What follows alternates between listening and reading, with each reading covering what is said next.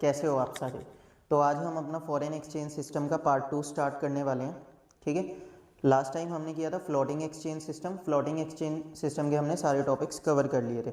अगर कोई नया बच्चा जुड़ा है हमारे साथ, उसे floating exchange rate system clear नहीं है, तो जाकर वो हमारी पार्ट 1 की वीडियो देख सकता है। उसका लिंक आपको डिस्क्रिप्शन में मिल जाएगा। क्लियर। चलो अब हम स्टार्ट करते हैं अपना फिक्स्ड एक्सचेंज रेट सिस्टम। देखते हैं। देखो, फिक्स्ड एक्सचेंज रेट सिस्टम क्या होता है। Exchange rate is set to be fixed when it is set and maintained by the government at a particular level. अब देखो, फ्लोटिंग एक्सचेंज रेट सिस्टम हमने किया था। फ्लोटिंग एक्सचेंज रेट सिस्टम में किसका रोल हो रहा था? Demand and supply. Demand and supply plays important role in floating exchange rate system. और फिक्स्ड एक्सचेंज रेट सिस्टम में मेन रोल किसका आने वाला है? किसका आने वाला है? गवर्नमेंट का। मतलब इसमें प्राइस को अप एंड डाउन, प्राइस कब हाई करना है, प्राइस कब लो करना है, ये कौन डिसाइड करते हैं? गवर्नमेंट डिसाइड करती है कि अपनी करेंसी को कब डेप्रिशिएट करना है और कब एप्रिशिएट करना है। जब गवर्नमेंट अपनी करेंसी को इक्विलिब्रियम पॉइंट से ऊपर फिक्स करती है या फिर उसके नीचे फिक्स करती है, उससे हमारा क्या कौन सा सिस्टम आता है? Exchange rate system. क्लियर। जैसा कि यहाँ पे हमारे पास एक यूएस डॉलर का रेट कितना रहा? 50 रुपीज़। गवर्नमेंट ने क्या किया, अब उसे 1 यूएस डॉलर को 60 रुपीज़ पे क्या कर दिया? फिक्स कर दिया। जिसकी वजह से जो मार्केट होएगा, मार्केट में इंपोर्ट हम कम करवाएंगे और एक्सपोर्ट हम ज़्यादा करवाएंगे। रीज़न क्या है? देखो, अगर पहले आप कोई चीज़ परचेज कर रहे थे, उसमें आपको 1 यूएस डॉलर के लिए कितने रुपए देने पड़ रहे थे? 50 रुपीज़। अब गवर्नमेंट ने देखा लोग बहुत ज़्यादा सामान बाहर से इंपोर्ट कर रहे हैं और ऐसे तो अपने देश की करेंसी क्या होएगी? बाहर जाती चली जाएगी। तो गवर्नमेंट ने क्या किया इस केस में? अपनी करेंसी को डेप्रिशिएट कर दिया। अपनी करेंसी को डेप्रिशिएट का मतलब क्या होता है? वैल्यू गिर जाना। पर लेकिन गवर्नमेंट करेगी तो वो डेप्रिशिएट नहीं होएगा, ये याद रखना। डेप्रिसिएशन का मतलब मैंने क्लियर किया था। डेप्रिसिएशन किस में आता है? फ्लोटिंग एक्सचेंज रेट में। अगर गवर्नमेंट वैल्यू गिरा रही है तो उसको हम क्या बोलेंगे? डीवैल्यूएशन। तो गवर्नमेंट ने अपनी करेंसी की इस केस में क्या की? वैल्यू डीवैल्यू कर दी। 1 डॉलर को गवर्नमेंट ने कितने पे फिक्स कर दिया? 60 रुपीज़ पे। अब what is the reason behind this 1 dollar is equal to 60? मतलब ऐसा क्या रीजन है कि जिस वजह से गवर्नमेंट ने 1 डॉलर को 60 रुपीज़ के इक्वल कर दिया? रीज़न क्या है? गवर्नमेंट ने देखा इंपोर्ट लोग बहुत ज़्यादा कर रहे हैं, ऐसे तो अपने देश की करेंसी बाहर जाती रहेगी, तो गवर्नमेंट ने उसको डीवैल्यूएट कर दिया, जिसकी वजह से हमारी करेंसी की वैल्यू डिक्रीज़ हो गई। अब कोई भी पर्सन बाहर से सामान मंगवाएगा तो उसे 50 रुपये की बजाय कितने रुपए देने पड़ेंगे? 60 रुपीज़ देने पड़ेंगे। तो यानी कि इंपोर्ट क्या हो गया? महंगा। और एक्सपोर्ट करेंगे तो इनकम ज़्यादा होएगी। तो गवर्नमेंट का मेन रीज़न क्या था? इंपोर्ट कम करवाने थे और एक्सपोर्ट ज़्यादा। तो इंपोर्ट और एक्सपोर्ट से रिलेटेड चीज़ों के लिए भी गवर्नमेंट क्या कर देती है? अपनी मनी को डीवैल्यूएट कर देती है। इसी के साथ हम आगे बढ़ते हैं। नेक्स्ट हमारे पास क्या होने वाले? देखो, depreciation and devaluation of the currency. Depreciation और डीवैल्यूएशन ऑफ द करेंसी का कंसेप्ट मैंने आपको स्टार्टिंग में क्लियर किया था, बट लेकिन स्टार्टिंग में ना मैंने डेप्रिसिएशन आपको ज़्यादा अच्छे से क्लियर किया था, हमारा डीवैल्यूएशन वाला टॉपिक रह गया था।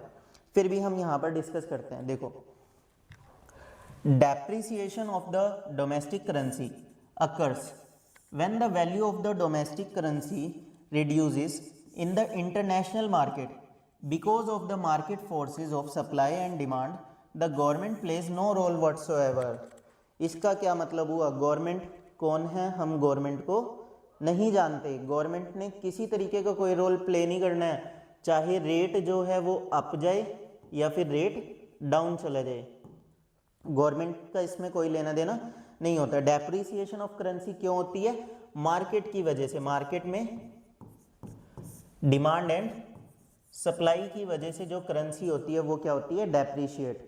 डिमांड और सप्लाई का एग्जांपल मैंने आपको दिया ही था, टूरिज्म वगैरह हो गया, या फिर टूरिज्म हो गया, बाहर से कोई पर्सन यहाँ पे आ रहा है या यहाँ से कोई पर्सन बाहर घूमने जा रहा है, उसे वहाँ के देश की करेंसी की रिक्वायरमेंट तो पड़ेगी टूर एंड ट्रैवल के लिए, ठीक है, तो वो भी एक तरीके से डिमांड हो गई।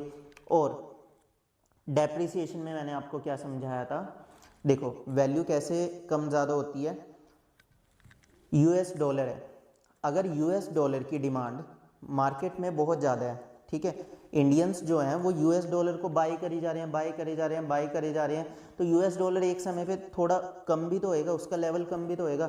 तो क्या करेंगे वो लोग, उसकी डिमांड को पूरा करने के लिए, क्योंकि लोग तो डिमांड बहुत ज़्यादा कर रहे हैं पर इतना तो यूएस डॉलर अपने पास है ही नहीं, तो उसकी डिमांड को फुलफिल करने के लिए यूएस डॉलर का प्राइस क्या करेंगे, बढ़ा देंगे, और डोमेस्टिक करेंसी का प्राइस क्या करेंगे, गिरा देंगे।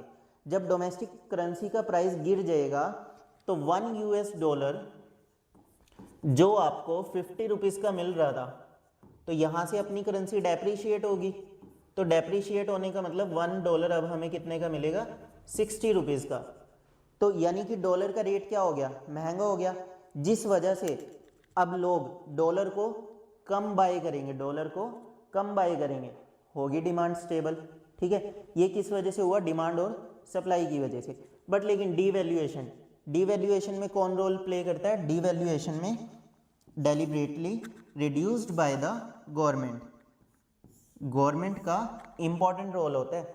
डीवैल्यूएशन का मतलब क्या होता है, सेम होता है, करेंसी की वैल्यू गिर जाना, पर लेकिन दोनों में कुछ तो मेजर डिफरेंस होएगा, जब भी तो दोनों को अलग अलग एक्सप्लेन किया है। दोनों में डिफरेंस यही है कि डीवैल्यूएशन में हमारी करेंसी की वैल्यू जो फिक्स करती है वो कौन करती है, गवर्नमेंट फिक्स करती है, या तो वैल्यू कम होएगी या वैल्यू ज़्यादा जाएगी। सेम केस होता है अगर 1 डॉलर 50 रुपीज़ के इक्वल है, तो गवर्नमेंट ने क्या किया, 1 डॉलर को 60 रुपीज़ के इक्वल कर दिया, ठीक है, जिस वजह से इंपोर्ट कम हो जाएंगे और एक्सपोर्ट हमारे बढ़ जाएंगे। और इस चीज़ में कंफ्यूज मत होना कि पहले 50 था अब 60 हुआ है तो ये तो करेंसी एप्रिशिएट हो रही है, ऐसा नहीं होता। रेट और टर्म हमेशा आपस में क्या है, ऑपोजिट है। अगर 50 से 60 आ गया तो इसका मतलब हमारी करेंसी डेप्रिशिएट या फिर डिवैल्यूएट हुई है। रीज़न क्या है, अगर पहले आप एक चीज़ को 50 रुपये का परचेज कर रहे थे, अब वही सेम चीज़ परचेज करने के लिए आपको कितने रुपए देने पड़ रहे हैं, 60 रुपये देने पड़ रहे हैं। इसका मतलब आपकी करेंसी की वैल्यू कहीं ना कहीं डाउन गई है। चीज़ तो सेम है, उसी चीज़ के पहले 50 दे रहे थे पर लेकिन अब वो 60 में मिल रही है हमें, तो इसका मतलब क्या हुआ, अपनी करेंसी की वैल्यू गिर गई।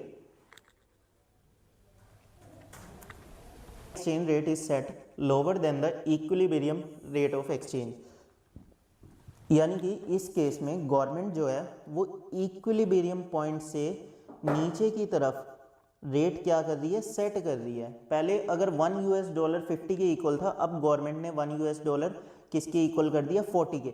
ऐसा गवर्नमेंट कब करेगी, रीज़न क्या है, गवर्नमेंट ने एक्सपोर्ट को बनाना है चीपर, गवर्नमेंट ने एक्सपोर्ट को क्या बनाना है, चीपर, ताकि बाहर के लोग ज़्यादा से ज़्यादा एक्सपोर्ट करेंगे और ज़्यादा से ज़्यादा बाहर की करेंसी कहाँ आएगी, हमारी कंट्री में आएगी। अपने एक्सपोर्ट्स को चीपर बनाने के लिए गवर्नमेंट ने क्या किया, रेट इक्विलिब्रियम पॉइंट से नीचे सेट कर दिया। क्लियर। नेक्स्ट हमारे पास आता है एप्रिसिएशन और revaluation of currency. Clear. Appreciation क्या होता है, appreciation of domestic currency occurs when the value of domestic currency rises in the international market because of market forces supply and demand. ठीक है, देखो जैसे हमारा डेप्रिसिएशन और डीवैल्यूएशन का कंसेप्ट था ना, डेप्रिसिएशन में क्या था, वैल्यू किस वजह से गिर रही थी, मार्केट फोर्सेस की वजह से, सप्लाई और डिमांड की वजह से। और अगर सप्लाई और डिमांड की वजह से ही उस करेंसी की वैल्यू क्या हो जाएगी, इंक्रीज हो जाएगी। ठीक है, तो हम उसको क्या बोलेंगे, एप्रिसिएशन ऑफ द करेंसी। और अगर बाय चांस गवर्नमेंट उस करेंसी की वैल्यू को क्या कर रही थी, गिरा रही थी, तो उसको मैं क्या बोल रहा था, डीवैल्यूएशन। अब गवर्नमेंट ही उस करेंसी की वैल्यू को क्या कर देगी, इंक्रीज कर देगी, अपनी डोमेस्टिक करेंसी की वैल्यू को क्या कर देगी, इंक्रीज कर देगी, तो उस कंसेप्ट को मैं क्या बोलूंगा, रीवैल्यूएशन ऑफ मनी। कंफ्यूज नहीं होना, बहुत इजी टर्म्स है। 1 डॉलर अगर पहले 50 रुपीज़ के इक्वल था और 1 डॉलर अब 60 रुपीज़ के इक्वल है, ठीक है, ऐसा किस वजह से हुआ, मार्केट की वजह से हुआ, मार्केट फोर्सेस की वजह से हुआ। तो ये तो क्या हो गया, डेप्रिसिएशन ऑफ करेंसी। जब 50 से क्या हुआ, 60 हुआ, और अगर रिवर्स जाएगा 60 से क्या हो जाएगा, 50 हो जाएगा, मार्केट फोर्सेस की वजह से। तो उस कंसेप्ट को मैं क्या बोलूंगा, एप्रिसिएशन ऑफ करेंसी। और अगर 50 से 60 रेट हुआ डॉलर का, किस वजह से? मार्केट की वजह से नहीं, गवर्नमेंट की वजह से। किसने फिक्स किया? गवर्नमेंट ने। तो उस केस को मैं क्या बोलूँगा? Devaluation of money. और ऐसे ही रिवर्स, अगर 60 से कहाँ गया? 50 पर गया, 60 से 50 पर गया, और किसने फिक्स किया? ये गवर्नमेंट ने। तो इस केस में हमारी करेंसी की वैल्यू क्या हो गई? राइज हो गई। तो उस चीज़ को मैं क्या बोलूँगा? Revaluation of currency. Clear? Next हमारे पास क्या आता है? Gold standard system of exchange rate and old variant of fixed exchange rate system. देखो इसमें उसने क्या बोला? Gold exchange rate system. और ये कौन सा सिस्टम है? फिक्स्ड एक्सचेंज रेट सिस्टम है, और ये काफ़ी ओल्ड वेरिएंट है। ओल्ड वेरिएंट का मतलब क्या हुआ? देखो अब तो आप इजीली डिस्क्राइब कर लोगे कि $1 कितने रुपए के इक्वल है? $1 80 रुपीज़ के समथिंग इक्वल है। बट लेकिन पुराने टाइम में जब ऐसा नहीं होता था, हम करेंसी की वैल्यू डिटरमाइन नहीं कर पाते थे, तो उस केस में हम क्या करते थे कि अगर $1 का मेरे पास 2 ग्राम ऑफ गोल्ड आ रहा है, ठीक है, अगर मेरे पास $1 में 2 ग्राम गोल्ड परचेज कर पा रहा हूँ मैं, ठीक है, और वहीं अगर मैं इंडियन करेंसी के अकॉर्डिंग देखूँ, उस टाइम पे अगर मैं 10 रुपीज़ में 1 ग्राम गोल्ड परचेज कर पा रहा था, ठीक है, अगर मैं इंडियन करेंसी के अकॉर्डिंग देखूं तो जब मैं 1 ग्राम ऑफ गोल्ड 10 रुपीज़ में परचेज कर पा रहा था, और $1 में कितने ग्राम गोल्ड आ रहा था? 2 ग्राम। तो यानी कि $1 से मेरे को रुपीज़ एक्सचेंज करने में कितना गोल्ड देना पड़ेगा? 4 ग्राम गोल्ड देना पड़ेगा। और 4 ग्राम गोल्ड मेरे अकॉर्डिंग, इंडियन करेंसी के अकॉर्डिंग कितने का बन जाएगा बच्चों? 2 × 10 यानी कि 20 रुपये का। तो ऐसे वैल्यू डिटरमाइन होती थी पहले, डायरेक्टली नहीं, जैसे $1 80 रुपीज़ का है तो अब 80 रुपये पकड़ाए और डॉलर ले लिया, ऐसा नहीं होता था। गोल्ड को मीडिएटर रखते थे, ठीक है। अगर $1 में मेरे पास 2 ग्राम गोल्ड परचेज हो रहा था और 10 रुपये में मेरे पास 1 ग्राम गोल्ड परचेज हो रहा था, तो मेरे को $1 परचेज करने के लिए कितने ग्राम गोल्ड देना पड़ता? 2 ग्राम। और 2 ग्राम गोल्ड कितने का होता हमारी करेंसी के अकॉर्डिंग? 20 रुपये का। यानी कि $1 के बदले कितने रुपए देने पड़ते? 20 रुपये। ये तो था इंडियन करेंसी के अकॉर्डिंग काफ़ी इजी एग्जाम्पल जो मैंने आपको दिया। पढ़ते हैं। देखो, gold standard system of exchange rate is an old variant of fixed exchange rate system. जैसा कि अब के टाइम में तो gold exchange rate system valid ही नहीं है, मतलब हम उसे वर्क में लाते ही नहीं गोल्ड एक्सचेंज सिस्टम को। According to this system prevalent in most countries prior to 1920s, gold was taken as a common unit of parity between currencies of different countries.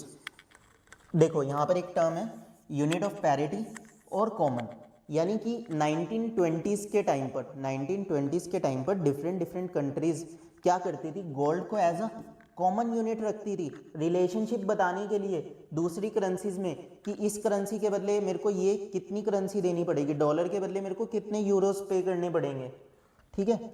Each country was to define value of its currency in terms of gold. हर एक country अपनी currency की value किस form में लगाती थी? Gold की form में, कि उसकी करेंसी के अकॉर्डिंग पर ग्राम गोल्ड कितना आ जाएगा। Accordingly value of one currency in terms of the other currency was fixed considering gold value of each currency. एक करेंसी की वैल्यू दूसरी करेंसी के कंपैरिजन में फिक्स कब की जाती थी? जब मैं उसे किससे कंपेयर करता था? गोल्ड से। गोल्ड को मैं कॉमन यूनिट कंसीडर करता था उस केस में। एग्जाम्पल के थ्रू समझते हैं। देखो, if UK pound 4 gram of gold as and US dollar 2 gram of gold, then 1 UK pound equals to 2 US dollar। उसका कहने का मतलब क्या हुआ कि अगर कहने का मतलब क्या हुआ, 1 UK पाउंड किसके इक्वल है? 4 ग्राम ऑफ गोल्ड के। 1 UK पाउंड किसके इक्वल है? 4 ग्राम ऑफ गोल्ड के। क्लियर? और $1 कितने ग्राम ऑफ गोल्ड के इक्वल है? $1 इक्वल है 2 ग्राम ऑफ गोल्ड के। अब मेरे को क्या करनी है, करेंसी एक्सचेंज करनी है। एक्सचेंज रेट और exchange ratio between UK pound and UK dollar 1:2, 2 US dollars would exchange for 1 UK pound. अब अगर मेरे को 1 यूके पाउंड में एक्सचेंज करना है डॉलर, 1 डॉलर में कितने ग्राम आ रहा है, 2 ग्राम गोल्ड आ रहा है, और 2 डॉलर में कितने ग्राम आ जाएगा, 4 ग्राम गोल्ड आ जाएगा। और 1 यूके पाउंड किसके इक्वल है, 1 यूके पाउंड है 4 ग्राम गोल्ड के। तो 4 ग्राम गोल्ड के अकॉर्डिंग मेरे को 1 यूरो के कितने रुपए देने पड़ जाएंगे, 2 डॉलर। यहाँ से वैल्यू क्या हो गई, डिटरमाइन हो गई।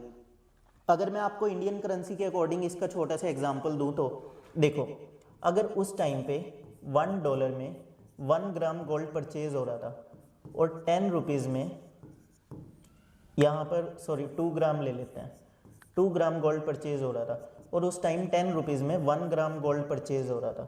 तो अब 2 ग्राम गोल्ड कितने में परचेज हो जाएगा, 2 ग्राम गोल्ड हो जाएगा 2 रुपीज़ में, सॉरी 20 रुपीज़ में परचेज।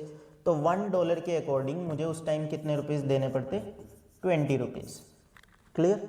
ये इसका छोटा सा इजी एग्जांपल था कि गोल्ड स्टैंडर्ड सिस्टम के अकॉर्डिंग गोल्ड को हम एक common unit of exchange set करते थे, जिसकी वजह से हम दोनों करेंसी के बीच की वैल्यू को क्या कर पाते थे, डिटरमाइन कर पाते थे। क्लियर। नेक्स्ट टॉपिक हमारे पास क्या आता है, Bretton Woods system of exchange rate.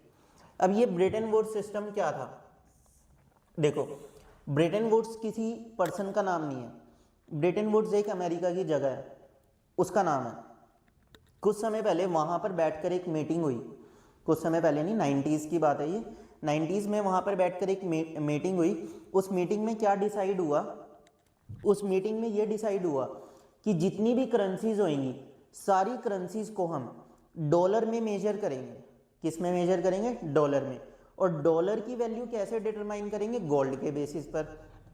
यानी कि इस टाइम ब्रेटन वुड्स में क्या हो गया कि कॉमन यूनिट हमने क्या ले ली, डॉलर, और डॉलर की वैल्यू कैसे डिटरमाइन होगी, गोल्ड से डिटरमाइन होगी। ठीक है, चाहे रुपया है, यूरो है, पाउंड है, कोई भी करेंसी है, उसकी वैल्यू किस में डिटरमाइन होगी, डॉलर में, और डॉलर की वैल्यू गोल्ड में।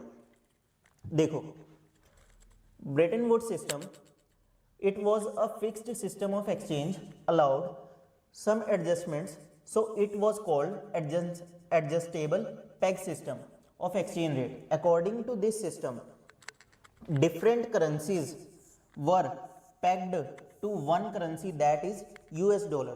Different currencies, different countries की अलग अलग करेंसी जो होंगी उसको सिर्फ एक कॉमन यूनिट में मेजर करेंगे, किसमें, US डॉलर में। US dollar was assigned gold value at a fix price. US dollar की वैल्यू किस में मेजर करेंगे, गोल्ड में, जो फिक्स रहेगी। Value of one currency in terms of US dollar ultimately implied value of that currency in terms of gold.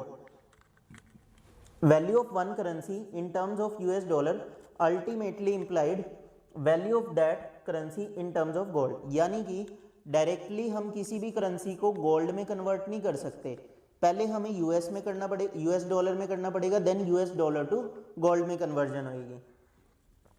Gold continued to be the ultimate unit of parity between the two currency. Gold जो था वो दो currencies के बीच में एक parity था, मतलब parity मतलब एक इक्विवेलेंट यूनिट बोल सकते हैं, जो दो करेंसी के बीच की एक इक्विवेलेंट यूनिट थी, जो हमें दोनों करेंसी की वैल्यू बताएगी कि अगर मेरे को डॉलर में कन्वर्ट करना है तो कितना देना है और उसमें कन्वर्ट करना है तो कितना। Adjustment of parity value of currency was possible but only if allowed by the IMF। अब ये IMF क्या होता है, इंटरनेशनल मॉनेटरी फंड। IMF का काम क्या होता है, अगर किसी देश की इकोनॉमी क्या है, बहुत ज़्यादा डाउन है, तो उस देश को क्या करना पड़ेगा, अपनी करेंसी को गिराना पड़ेगा। अगर 1 US डॉलर उस टाइम पे 5 रुपये के इक्वल था और मेरे को इसे शिफ्ट करना है 1 डॉलर को कितने 4 रुपये के इक्वल लाना है, तो मैं डायरेक्टली इसको फिक्स नहीं कर सकता, ना गवर्नमेंट इसे डायरेक्टली फिक्स कर सकती। उसके लिए हमें किसकी परमिशन लगेगी, IMF की परमिशन लगेगी। पर सर ये IMF होता गया है, इंटरनेशनल मॉनेटरी फंड होता गया है, ये IMF एक इंस्टीट्यूशन है, ये पूरे सारे देशों के बैंक्स का मैनेजर बोल सकते हो तुम इसे, कि मतलब IMF क्या करेगा, तुम्हें शॉर्ट टर्म लोन्स प्रोवाइड करता है। IMF जो होता है वो शॉर्ट टर्म लोन्स प्रोवाइड कर देगा, अगर तुम्हारे पास डॉलर की करेंसी नहीं है, पाउंड की नहीं है, या किसी भी देश की करेंसी नहीं है और तुम्हें उसकी रिक्वायरमेंट है, तो आईएमएफ तुम्हें क्या प्रोवाइड कर देगा? शॉर्ट टर्म लोन प्रोवाइड कर देगा। आईएमएफ तुम्हारी एक कंट्री से दूसरी कंट्री की ट्रेड को क्या बनाता है? आसान बनाता है। तो अब सबके मन में एक डाउट आ रहा होगा, सर अगर आईएमएफ जो है वो हमें लोन भी प्रोवाइड कर देता है, पैसा भी प्रोवाइड कर देता है, तो वर्ल्ड बैंक का क्या रोल है? देखो, आईएमएफ तो शॉर्ट टर्म लोन्स प्रोवाइड करता है, पर लेकिन जो वर्ल्ड बैंक होता है वो वर्ल्ड बैंक आपकी कंट्री को लॉन्ग टर्म लोन्स प्रोवाइड करता है। फॉर एग्जांपल रोड्स बनानी है या फिर इंफ्रास्ट्रक्चर से रिलेटेड कोई काम करवाना है, उसके लिए पैसे चाहिए, तो जो वर्ल्ड बैंक होएगा ना वो हमेशा लॉन्ग टर्म लोन्स प्रोवाइड करेगा कंट्रीज़ को। बट लेकिन आईएमएफ जो होता है वो शॉर्ट टर्म लोन्स प्रोवाइड करता है। ये स्टैब्लिश इसलिए हुआ ताकि दो कंट्री या दो से ज़्यादा कंट्रीज़ की आपस में ट्रेड क्या बन जाए? थोड़ी सी ईजी बन जाए। और आईएमएफ ही वैल्यू डिटरमाइन करेगा कि कब किसकी करेंसी को कम लेकर जाना है, कब किसकी करेंसी को ज़्यादा लेकर जाना है। पर ये सिस्टम भी आने वाले कुछ समय बाद 1977 में क्या हो गया? खत्म हो गया। रीज़न क्या है? इसको रिप्लेस किया गया किससे? फ्लेक्सिबल सिस्टम ऑफ एक्सचेंज से। इसके बाद क्या आया? Flexible system of exchange. Clear? चलो, तो अब मेजर डिफरेंस पढ़ लेते हैं। फिक्स्ड एक्सचेंज रेट और फ्लेक्सिबल एक्सचेंज रेट में डिफरेंस क्या आता है? सबसे पहले fixed exchange rate is determined by the fixed exchange rate is determined by the government. Fixed exchange rate कौन डिटरमाइन करता है? गवर्नमेंट। और फ्लेक्सिबल एक्सचेंज रेट तो मार्केट फोर्सेस की वजह से हो जाता है, डिमांड और सप्लाई की वजह से। इतनी देर से हम फ्लेक्सिबल और फिक्स्ड पढ़ रहे हैं, क्लियर ही होगा डिफरेंस तो आपको, है ना, क्योंकि वो मार्केट की बेसिस पर होते हैं और ये गवर्नमेंट के। Changes in the fixed exchange rate system are planned. Government कर रही है तो प्लान्ड ही होएगा। इंट्रोड्यूस बाय द गवर्नमेंट और the central bank of the country. For example RBI. RBI हमारा सेंट्रल बैंक है, या तो आरबीआई उसको कम ज़्यादा करेगा या फिर government. Changes in the flexible rate of exchange are linked to changes in the market forces of supply and demand. जितने भी चेंजेस आएंगे फ्लेक्सिबल रेट ऑफ एक्सचेंज में, सारे किससे लिंक होएंगे? सप्लाई और डिमांड से। सप्लाई और डिमांड का वर्ड तो काट ही मत देना तुम फ्लेक्सिबल एक्सचेंज रेट में से। फ्लेक्सिबल एक्सचेंज रेट है तो डिमांड और सप्लाई तो बनता ही बनता है। As set and maintained by the government, the fixed exchange rate leads to devaluation when the government. ये तो वही बात हो गई। अगर क्या कहते हैं, फिक्स्ड एक्सचेंज रेट की बात कर रहे हैं, फिक्स्ड एक्सचेंज रेट कौन फिक्स करेगा? गवर्नमेंट फिक्स करेगी। गवर्नमेंट फिक्स कर रही है तो या तो मनी की वैल्यू गिरेगी या मनी की वैल्यू बढ़ेगी। गिरेगी तो डिवैल्यूएशन आ जाएगा और बढ़ेगी तो रीवैल्यूएशन आ जाएगा। इसमें अगर मनी की वैल्यू गिरेगी तो डेप्रिसिएशन आ जाएगा या फिर एप्रिसिएशन आ जाएगा। दो कंसेप्ट, ठीक है, याद रखना। अगर मनी की वैल्यू गिर रही है या बढ़ रही है किस वजह से? मार्केट फोर्सेस की वजह से, तो उसको डेप्रिसिएशन या एप्रिसिएशन बोलेंगे। और गवर्नमेंट की वजह से वैल्यू गिर रही है या बढ़ रही है तो उसको हम क्या बोलेंगे? डिवैल्यूएशन या फिर revaluation. To maintain the fixed rate of exchange at a particular level, the government needs to keep a large stock of the foreign exchange. अगर गवर्नमेंट को एक रेट किसी भी करेंसी का फिक्स रखना है, उसे चेंज नहीं करना बार बार, तो ये नॉर्मल सी बात है। गवर्नमेंट के पास उस करेंसी का क्या अवेलेबल होना चाहिए? स्टॉक, यानी कि भारी मात्रा में गवर्नमेंट के पास उस देश की करेंसी अवेलेबल होनी चाहिए। Flexible exchange rate does not require any large stock of foreign exchange as its level set by the market.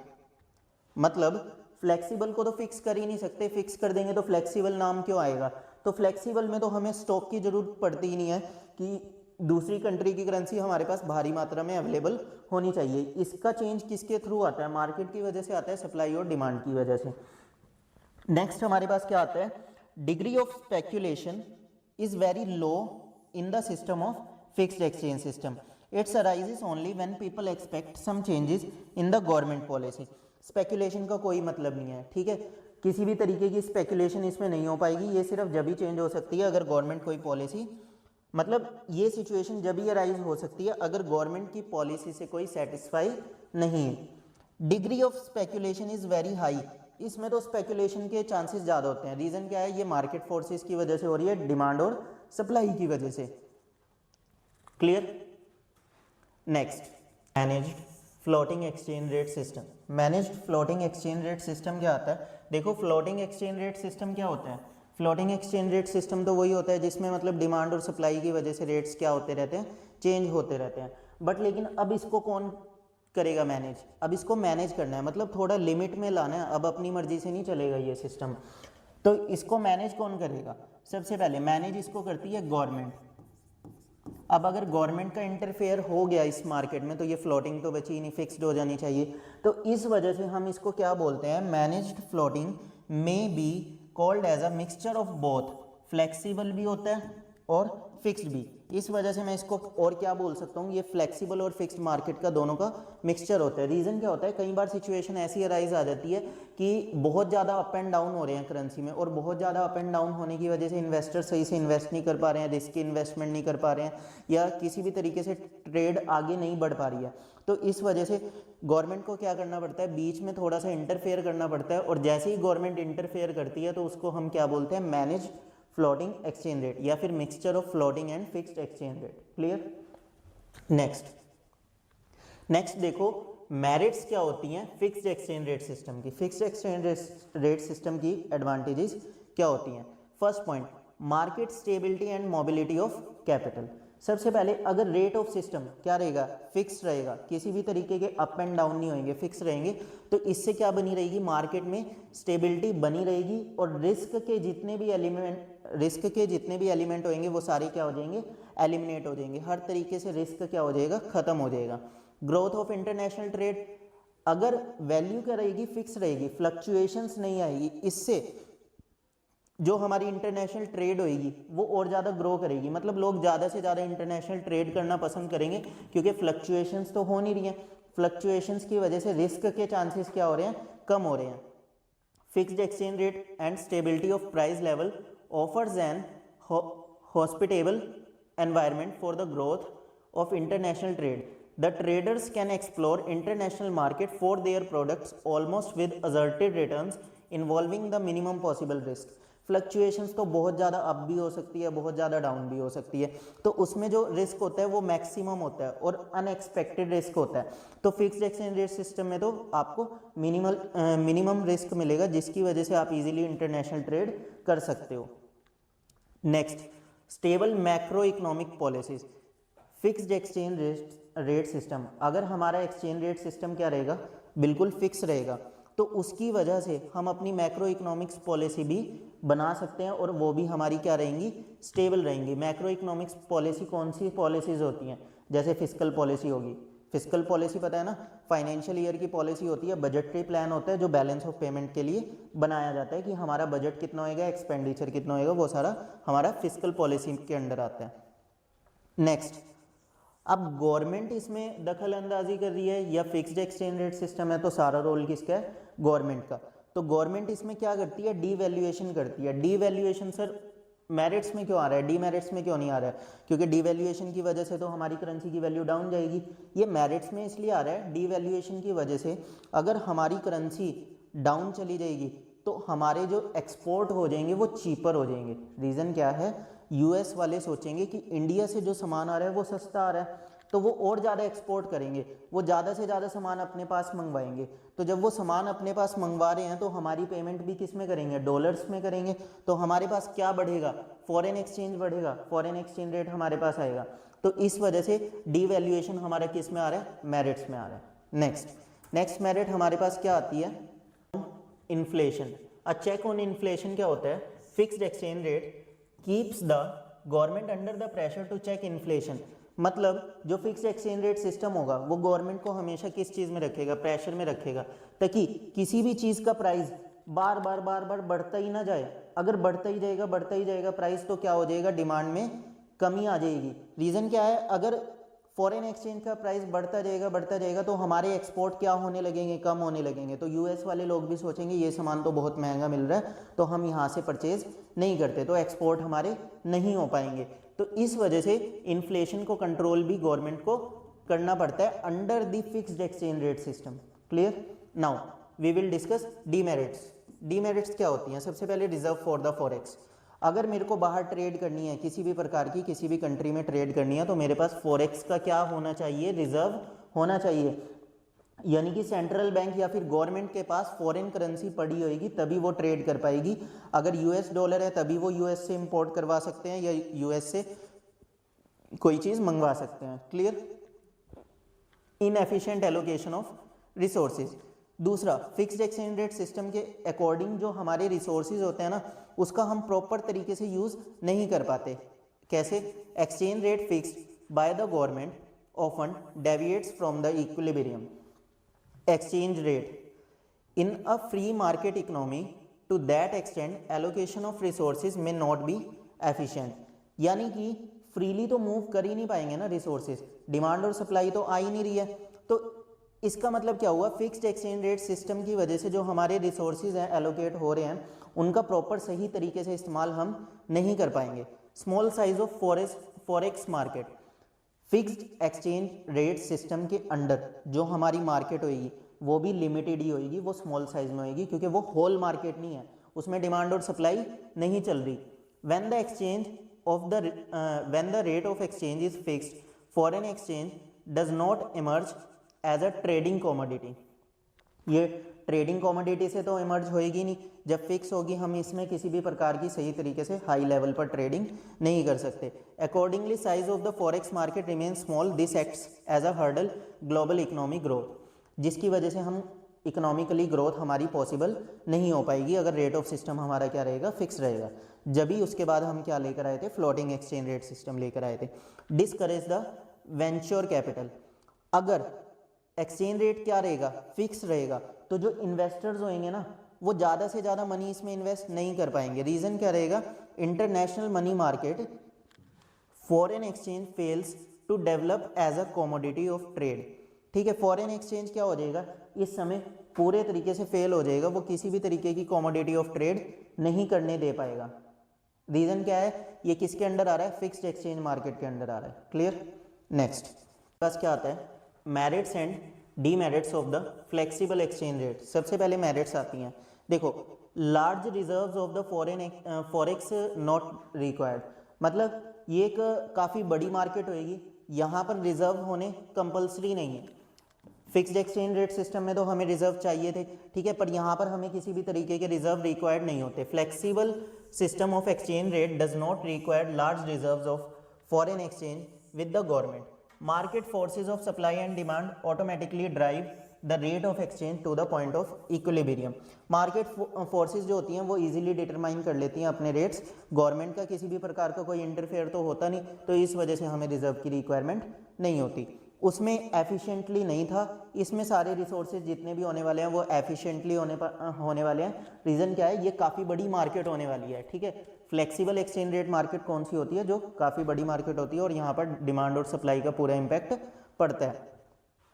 Flexible exchange rate system leads to the equilibrium exchange rates of different currencies, accordingly allocation of resources across different countries of the world expected to become more and more efficient optimum, मतलब जितना ज़्यादा से ज़्यादा efficient बन सकते हैं इसमें बनाई जाती है। उसके बाद large size of the forex market, इसमें हमारी मार्केट का साइज़ क्या हो जाएगा? काफ़ी बड़ा। रीज़न क्या है? इसमें डिमांड और सप्लाई की वजह से चेंजेस आ रहे हैं, तो इसमें जो ग्रोथ होएगी ना वो भी काफ़ी ज़्यादा हाई होएगी। Next, international mobility of liquidity. Liquidity के चांसेस भी इसमें international mobility of liquidity, since large reserves of the foreign exchange are not required, flexible exchange rates tends to promote international mobility of liquidity. This is good less developed countries। उसका कहने का मतलब क्या हुआ? जो international mobility of liquidity है, यानी कि कैश का फ्लो जो रहेगा यहाँ पर ज़्यादा रहेगा, कैश का इनफ्लो और आउटफ्लो यहाँ पर ज़्यादा रहेगा, लिक्विडिटी ज़्यादा रहेगी, क्योंकि मार्केट है यहाँ पर रिजर्व्स की तो ज़रूरत पड़ेगी नहीं, तो फॉरेन ट्रेडिंग या फॉरेक्स ट्रेडिंग यहाँ पर पॉसिबल है, जिसकी वजह से कैश का फ्लो यहाँ पर कम ज़्यादा होता रहेगा। नेक्स्ट क्या होता है? Venture capital. वेंचर कैपिटल कौन सी होती है? जिसमें न्यू पर्सन्स जो होते हैं इन्वेस्ट करने की सोचते हैं। ठीक है, यहाँ पर रिस्क उन्हें कम मिलेगा, जिसकी वजह से वो यहाँ पर ज़्यादा से ज़्यादा इन्वेस्ट कर पाएंगे फॉरेक्स मार्केट में। ट्रेडिंग भी यहाँ पर पॉसिबल है इंटरनेशनल करेंसी की, जैसा कि आज के समय में आप सुनते हैं ना, फॉरेक्स ट्रेडिंग कर रहे हैं, क्रिप्टो में कर रहे हैं, डॉलर में कर रहे हैं, ये सारी चीज़ें वेंचर कैपिटल इसमें पॉसिबल है और काफ़ी ज़्यादा प्रॉफिटेबल भी रहेगी। Next, demerits. डीमेरिट्स क्या है? Marginalization of the weak currency. Marginalization of weak currency का क्या मतलब हुआ? इसमें वैल्यू काफ़ी जल्दी जल्दी चेंज होती रहती है डिमांड और सप्लाई की वजह से। तो जो वीक करेंसीज हैं, किसी भी देश की वीक करेंसी है तो उसको यहाँ पर बहुत ज़्यादा बड़ा इम्पैक्ट पड़ सकता है। रीज़न क्या है? Flexible exchange rate system leads to marginalization of weak currency in the international money market. Weak currency और small economies often suffer a huge depreciation. ठीक है, इसका मतलब क्या हुआ कि यहाँ पर डिमांड और सप्लाई की वजह से चेंजेस भी बहुत ज़्यादा आते हैं। ऐसा नहीं कि बहुत कम चेंजेस आते हैं, ज़्यादा चेंजेस आने की वजह से जो स्मॉल इकोनॉमीज़ हैं या फिर जिनकी करेंसीज क्या है, वीक हैं, उनकी करेंसीज को काफ़ी ज़्यादा डेप्रिसिएशन झेलना पड़ सकता है, उनकी करेंसी की वैल्यू काफ़ी ज़्यादा कम जा सकती है। अनसर्टेनिटी ऑफ द मार्केट, कोई भी अगर ट्रेड कर रहा है इस मार्केट में तो अनसर्टेनिटी होने के चांसेस बहुत ज़्यादा हैं, क्योंकि डिमांड कभी भी अप हो सकती है, डिमांड कभी भी कम हो सकती है, सप्लाई भी कभी भी अप एंड डाउन हो सकती है। मार्केट फोर्सेस की वजह से इसमें डिमांड और सप्लाई का रोल आ रहा है, जिसकी वजह से अनसर्टेनिटी किसी भी टाइम कभी भी हो सकती है। A stable monetary policy not possible, monetary policy यहाँ पर स्टेबल नहीं रहेगी। रीज़न क्या है? क्योंकि एक्सचेंज रेट तो फिक्स ही नहीं है, फ्लेक्सिबल है, वो बार बार चेंज होता रहेगा, बार बार नीचे जाता रहेगा, बार बार अप जाता रहेगा। तो इस वजह से जो हमारी मॉनेटरी पॉलिसी रहेगी वो अनस्टेबल रहेगी। Clear? Next, bilateral trade agreement becomes difficult. Bilateral trade agreement क्या होता है? दो कंट्रीज आपस में जब ट्रेड करती हैं उसको बायलैटरल ट्रेड एग्रीमेंट बोलते हैं। Day to day fluctuations in exchange rate markets makes bilateral trade agreement a difficult exercise. This restricts the growth of the international trade. अगर डेली डे टू डे इसके prices क्या होते रहेंगे, change होते रहेंगे, तो ये डिफिकल्ट हो जाएगा बायलैटरल ट्रेड एग्रीमेंट के लिए, जिसकी वजह से आपस में दो देश ट्रेड नहीं कर पाएंगे और इससे हमारी कहीं ना कहीं ग्रोथ को भी इम्पैक्ट पहुंचेगा। एक्सटर्नल शॉक्स, एक्सटर्नल शॉक्स का क्या मतलब होता है कि इसमें करेंसी की वैल्यू अप जा रही है या डाउन जा रही है। कई बार ऐसा होएगा यूएस डॉलर की वैल्यू अप जाए जा रही है, अप जाने की वजह से उस देश से अगर हम कुछ भी खरीदते हैं वो हमें क्या मिलेगा? महंगा मिलेगा, हमारे एक्सपोर्ट बहुत ज़्यादा महंगे हो जाएंगे, जिसकी वजह से स्मॉल इकोनॉमीज जो होंगी वहाँ से परचेज नहीं कर पाएंगी। तो उसी चीज़ को हम क्या बोलते हैं? एक्सटर्नल शॉक्स बोलते हैं। क्लियर? नेक्स्ट हमारे पास क्या होता है? Component of demand for foreign exchange. ठीक है, डिमांड के क्या कंपोनेंट्स रहने वाले हैं? ठीक है, सबसे पहले हम देखते हैं repayment of international loans. Repayment of international loans क्या होते हैं कि हमें फॉरेन एक्सचेंज क्यों चाहिए? फॉरेन एक्सचेंज, जो हमने बाहर से डेप्ट लिया है, जो हमने बाहर से लोन लिए हैं, उसको रीपेमेंट करने के लिए भी हमें फॉरेन करेंसी की ज़रूरत पड़ने वाली है। पूरे वर्ल्ड में अगर हमें किसी भी देश में इन्वेस्ट करना है तो उसके लिए हमें फॉरेन एक्सचेंज की ज़रूरत पड़ेगी।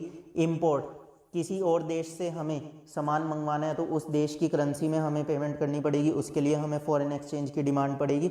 डायरेक्ट परचेज फ्रॉम अब्रॉड, अगर अब्रॉड से हमें डायरेक्ट परचेज करनी है तो उसके लिए भी मेरे को उस देश की करेंसी की ज़रूरत पड़ेगी, डिमांड पड़ेगी उस फॉरेन एक्सचेंज की।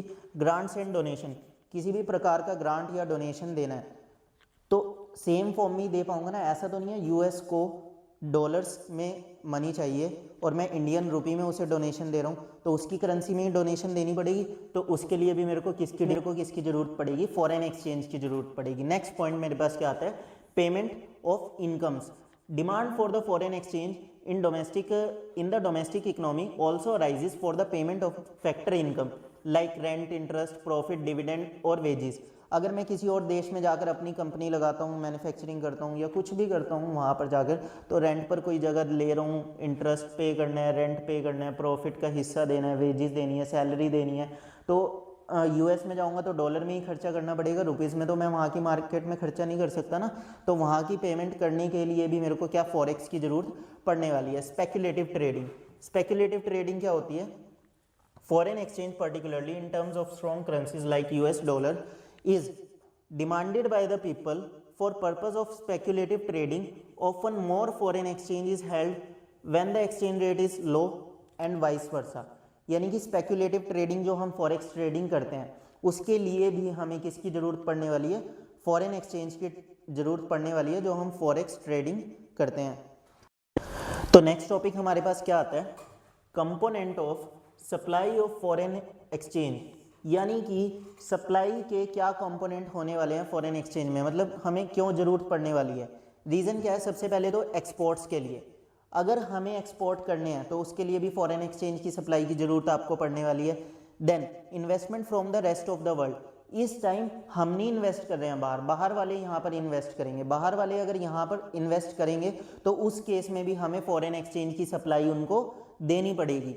Next, direct purchase by the rest of the world, अगर बाहर के पर्सन हमारी कंट्री से कोई परचेज करते हैं तो उसके लिए भी हमें किसकी रिक्वायरमेंट पड़ने वाली है, फॉरेन एक्सचेंज सप्लाई की रिक्वायरमेंट पड़ने वाली है। Next, loans from rest of the world, loan rest of the world, अगर हम बाहर की किसी भी कंट्री से लोन लेते हैं तो उसके लिए भी हमें सप्लाई ऑफ फॉरेन एक्सचेंज की रिक्वायरमेंट पड़ेगी। अगर हमारी कंट्री में कोई ग्रांट या डोनेशन आता है किसी भी प्रकार का तो उसके लिए भी हमें सप्लाई ऑफ फॉरेन एक्सचेंज की ज़रूरत पड़ने वाली है। Next, income receipt, foreign exchange also flows from the rest of the world to the domestic currency by way of income receipt, these receipt refers to the receipt of factor income from the rest of the world, यानी कि क्या रहने वाली है, ये जो income receipt रहने वाली है, foreign exchange also flows from the foreign exchange also flows from rest of the world to the domestic country, यानी कि रेस्ट ऑफ द वर्ल्ड से हमारी अपनी कंट्री के पास क्या आ रही है, इनकम आ रही है। अगर हम इनकम जनरेट कर रहे हैं तो इनकम रिसिप्ट के लिए भी हमें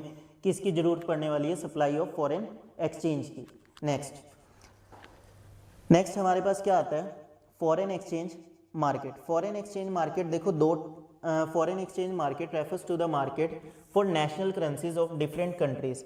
फॉरेन एक्सचेंज मार्केट में डिफरेंट कंट्रीज़ की जो करेंसीज होंगी वो यहाँ पर अवेलेबल होंगी। इनके फंक्शन क्या रहते हैं, ट्रांसफ़र फंक्शन, क्रेडिट फंक्शन और हैजिंग फंक्शन। ट्रांसफर, इसके फंक्शन क्या होते हैं, ट्रांसफ़र फंक्शन यानी कि एक कंट्री से दूसरी कंट्री में करेंसी ट्रांसफ़र करने का भी function foreign exchange market perform करता है। क्रेडिट फंक्शन, क्रेडिट फंक्शन का मतलब क्या होता है, बाइंग अभी करनी है बट लेकिन लेटर हम पे करेंगे, यानी कि खरीद अभी लेते हैं पर लेकिन बाद में हम उसे पे कर देंगे, वो हमारा क्या होता है, क्रेडिट फंक्शन होता है। इस चीज़ का फंक्शन भी कौन परफॉर्म करने देता है, foreign exchange market.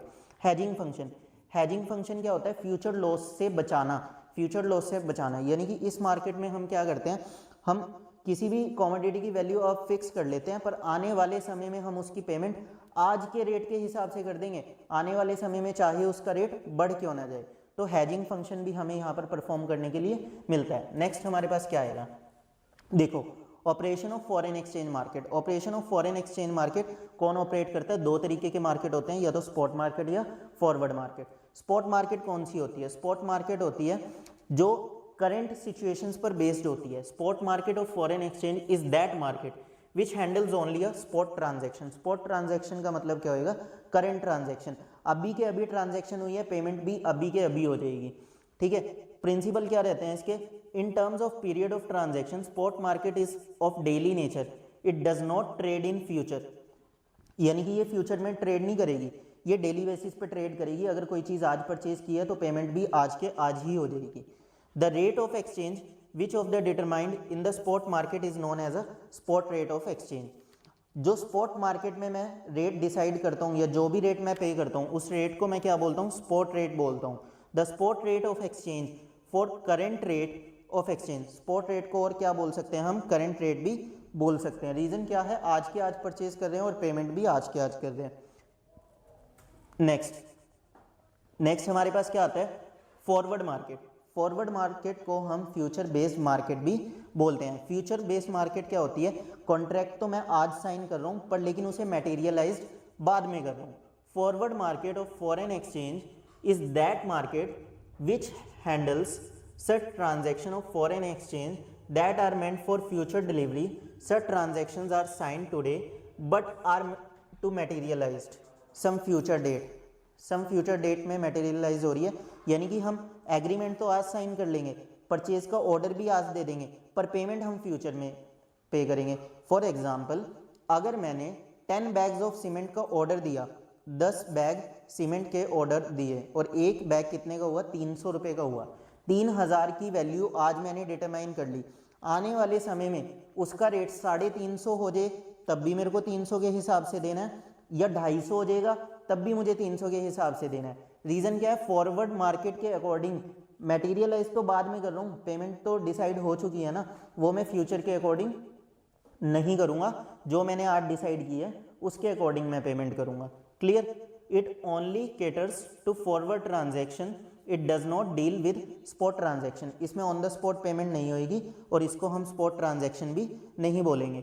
It defines forward exchange rate, the exchange rate at which forward transaction are not to be honoured. ठीक है, इसमें जो भी रेट डिसाइड होएगा उस रेट को एक तो हम बोलते हैं फॉरवर्ड रेट। इट और यहीं पर हमारा फॉरेन एक्सचेंज वाला चैप्टर खत्म होता है। ठीक है, और आई होप आपको क्लियर हुआ होगा, सारे के सारे डाउट्स आपके क्लियर हुए होंगे। अगर वीडियो अच्छी लगी हो तो प्लीज़ लाइक, सब्सक्राइब और शेयर जरूर करना। ठीक है, और ऐसी ही और वीडियोस देखने के लिए जुड़े रहें हमारे साथ।